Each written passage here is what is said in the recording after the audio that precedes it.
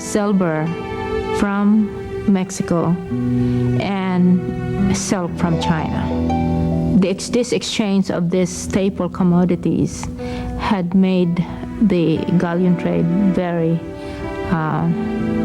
prosperous. The Filipino-American experience begins on October 18, 1587, when a landing party from the Manila galleon sends ashore a group of Spanish soldiers, one Catholic priest, and 8 Luzones Indios, meaning Filipinos, who were part of the crew. They landed on Morro Bay, near what is now San Luis Obispo in California. It therefore means that the first presence of Filipinos setting foot in the continental United States happened in 1587. But the permanent settlement of Filipinos actually begins as early as 1763 in the bayous of Louisiana, and again by other deserters of Manila galleons. As soon as they get to Acapulco, they would jump ship. They would not want to go back to the Philippines, even though it would cause them to be separated from their families. The Asian goods will be bought by the different traders from different countries. And whatever is left, they would transship them to Mexico City. And then from Mexico City to Veracruz to Spain. In this process, many of the seamen would take the route to Veracruz, but instead of crossing to Spain, they would cross the Gulf of Mexico and land in the southern ports of the U.S. And that's the reason why they were able to come to Louisiana. All of this simply because they wanted to escape from the brutality of the Spanish masters and wanted to set out into this new and foreign and strange land. As strange as it may be, they wanted their freedom.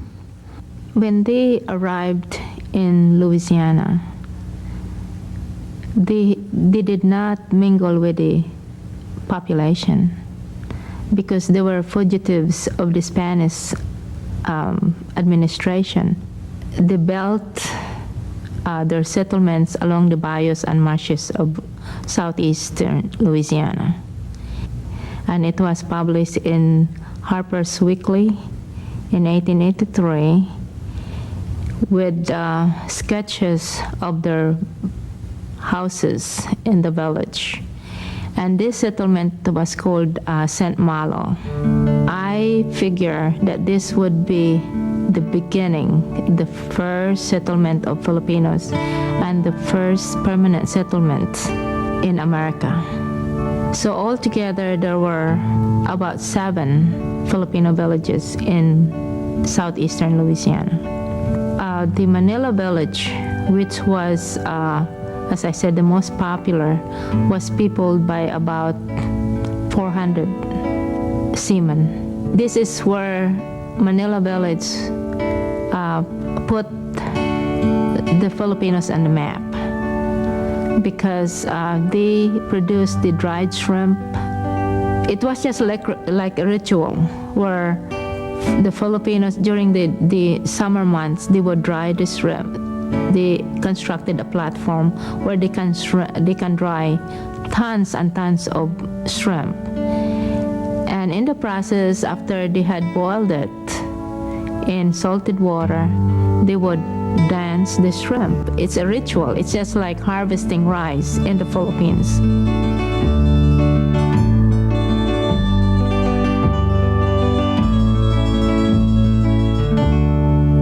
The formal entry of the United States into the Philippines comes on May 1st, 1898, when George Dewey, Commodore George Dewey, sails into the Manila Bay, supposedly to help the Filipinos who are in the midst of their own Philippine Revolution against Spain. The Philippines is bought for $20 million by the United States. and certainly without the consent of Filipinos. By the next year, in 1899, along about May, the Filipino-American War begins. Now, we've got to remember, the Philippines is already in the midst of the Spanish-American War with their own revolution, the Philippine Revolution. By 1902, the Filipino-American War ends, certainly with a great, horrible cost of hundreds of thousands of lives. And we're talking about men and women and children, almost the prologue to what the Vietnam War that we've experienced. The Philippines becomes the territory of the United States. It also brings about now a new status as far as Filipinos are concerned in the Philippines. They become the wards of the United States nationals. And this brings about, eventually by 1906, the first real large immigration, and actually in our history, in our Filipino-American history, the start of the second wave of Filipino immigration to the United States. When the Americans took over, and after the fighting was over, and a withdrawal, at least, of active military action, the Americans brought in public health and education, and particularly public education. These teachers and others that were to come brought on the seeds of American democracy. And so the Americanization of the Philippines brought on this look across the Pacific to the United States, where everything that they could possibly have would be there.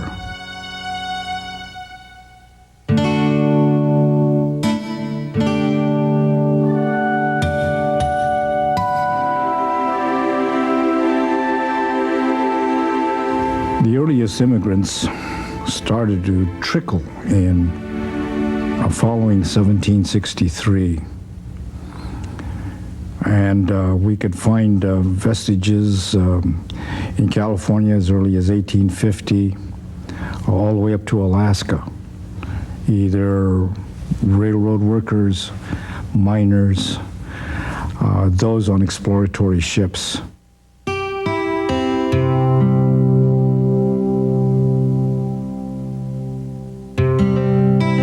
Dad was here first. Mother got mad because Dad wouldn't send us any money. So she sold all the land we had and we came here. I was only 2.5. We took third class. Women, had cabins. Maybe 6 or 8 in a cabin. That way we shared the bathroom. Most were sick. I was the only small one.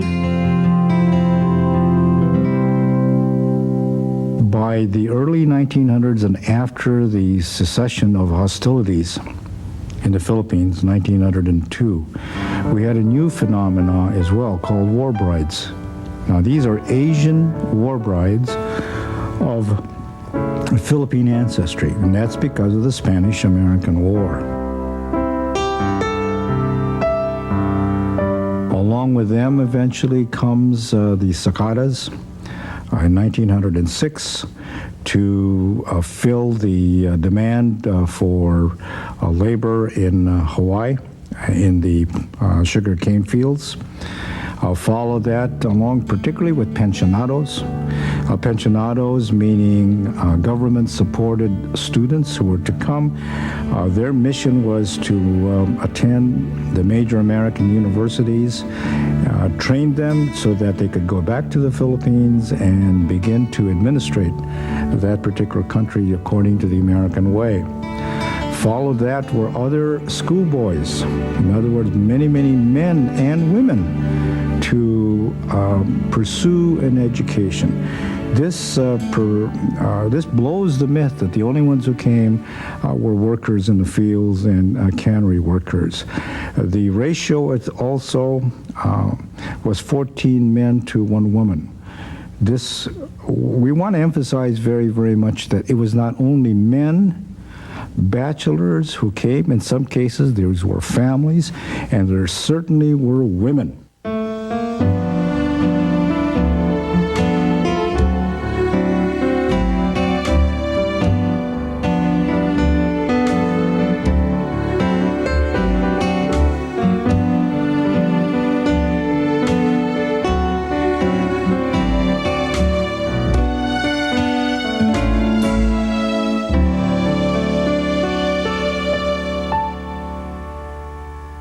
The Hawaiian sugar culture really got its start during the American Civil War, when sugar was no longer available to the northern part of the United States.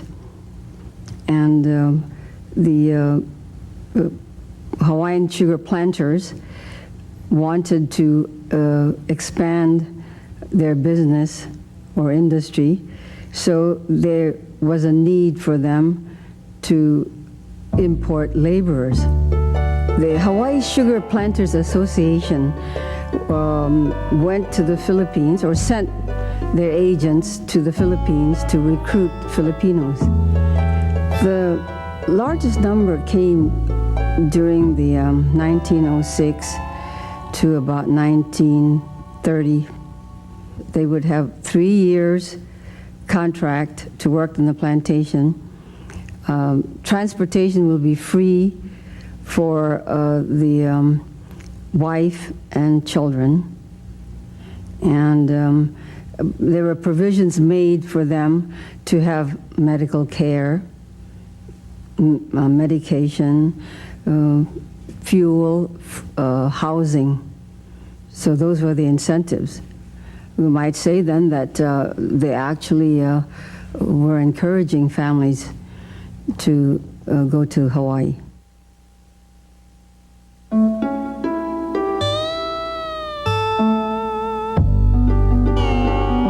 So, my father had heard about Hawaii from relatives who had gone before him. They talk about being paid with money. I think my father was a bit envious, and so he started talking to my mother about the possibility of coming to Hawaii. He said, "If I go to Hawaii, I can earn and save money." Life on the plantation was very harsh.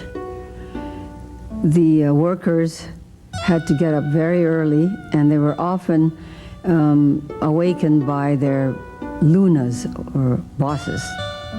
The different groups on the plantation were segregated. Integration really came about because of the public school system.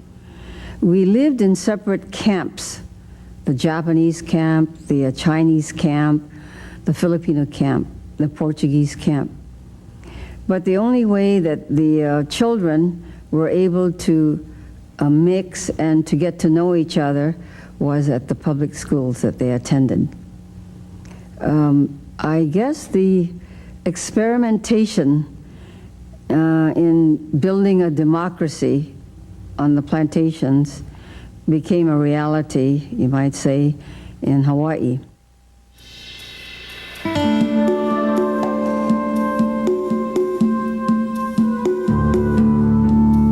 I go again to California, planting asparagus, cutting asparagus, picking tomatoes.